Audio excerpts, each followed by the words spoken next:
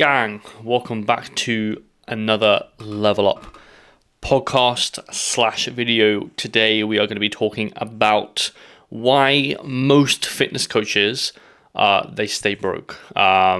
So I've written down four. We're going to keep this raw dog as usual, but I've written down four, and to be honest, most coaches who stay broke suffer with all four of these issues. It's not just like, oh yeah, you just suffer with one of them. It's pretty much categorically going to be all four of these.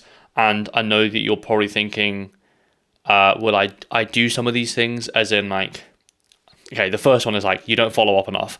You're probably thinking in your head, I follow up. In my experience, people follow up, but they just do it once and then expect a reply. That's not following up. That's just like almost like prompting a message. Following up is repeatedly going back to that conversation, asking them where they're at in 30 days. That's following up properly. Okay.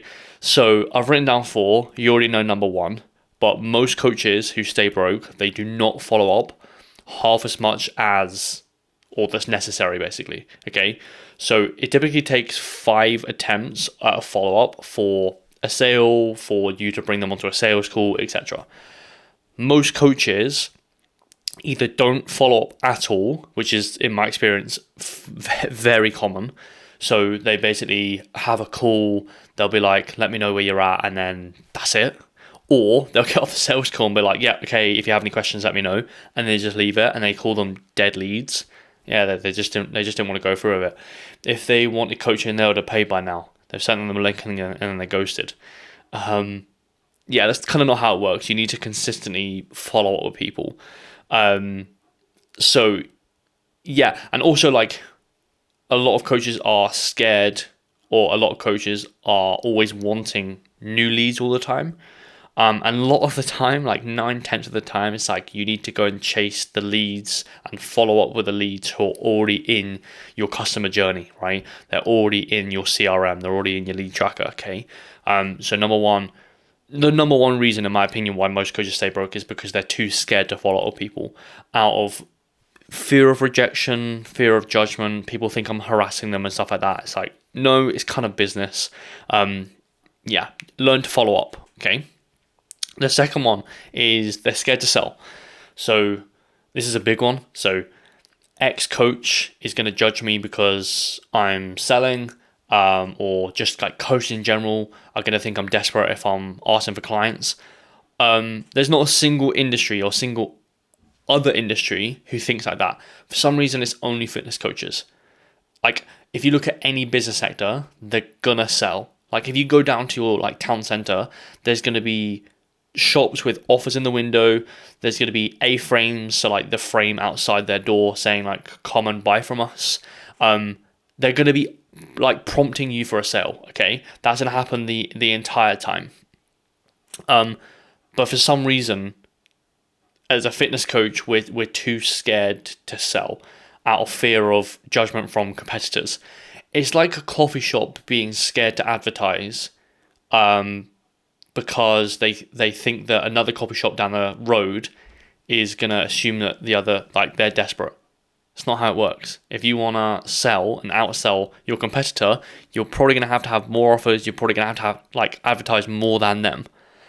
So yeah, the reason why a lot of coaches stay broke is because they're just too scared to sell. But no successful online coach has got there by not selling. They're going to have to sell. Okay. Now, obviously, there's different levels of like sleaze. You can do this, like, I suppose, like a more authentic way, a more ethical way, I suppose. But at the same time, yeah, you're going to have to take payments from someone. Like, that's just going to happen, right? Also, the people who are like at the top of the game understand that you have to sell in order to get there. So the people who are judging you, like truly judging you, are broke coaches themselves. Typically, the people who say things like that guy must be desperate or that person must be desperate, they typically themselves don't have a lot of clients. So the only people that are going to judge you are probably people who are doing worse than you anyway. So that's that. 3, broke coaches worry about Instagram metrics too much, way too much. They don't look at business metrics. I can almost guarantee that if I sat a client down or if I sat someone down and I said, right, where are you at? Right, okay, I've got 10 clients. Cool. What's churn rate? Don't know. What's LTV? Don't know. How many inquiries have you had last month? Don't know. How many sales have you had last month? Maybe like 2 or 3 maybe. I'll have to count them. Business metrics. If I ask them how many likes have you got on your last post, they'll be like, I got 20.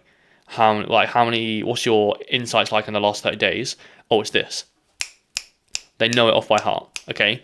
Successful businesses or successful fitness coaches rarely look at analytics. They'll look at it occasionally, but they'll rarely look at analytics. They will look at the business metrics, the LTV, the CAC, etc. They will look at that way more than the likes on the most recent post, etc., etc. If you want to be an influencer, do that. If you want to have a proper business, worry about actual business metrics rather than fucking Instagram ones. You can't pay for shit with Instagram likes. It doesn't work like that. Okay. So yeah, basically, if you wanna get out of the kind of like the broke mindset, switch from Instagram metrics over to business metrics. One of the first things we do here at TCT is we will onboard you, and then we'll basically switch you to, right, you're thinking about this now. You're not thinking about this. This is the marketing aspect, but you're not worried about likes. You're worried about this. This is the thing that fucking pays bills. Okay. So worry about that way more. Okay. And that's the third one. The fourth one is they charge way too little. They're charging like 100 quid a month, 125 pound a month. And you got to think, like, if we say, for example, let's say, for example, you're charging £100 a month, right, for coaching, and you have 10 clients. 10 clients is like a large amount of work for £1,000 a month, like 12k a year. Like how like busy do you have to be to hit like 10k months? How busy do you have to be for 15k months?